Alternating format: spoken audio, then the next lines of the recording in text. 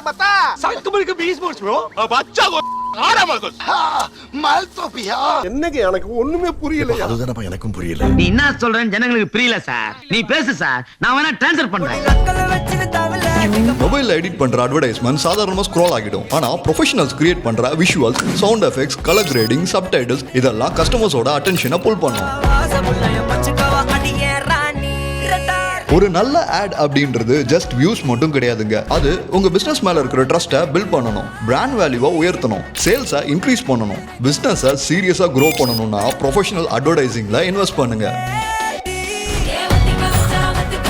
வாழ்க்கையில் வெற்றி பெற வேண்டுமானால் லைஃப்ல கழிக்கணும்னா அமைதியாக இருங்கள், கம்முனு இருக்கணும். யார் மீது கோபம் கொள்ள வேண்டாம், யார் மீது காண்டா வேணாம், தெளிவாக இருங்கள், உசாரா இருக்கணும், விழிப்போடு இருங்கள், வாட்ச்மேனா இருக்கணும்.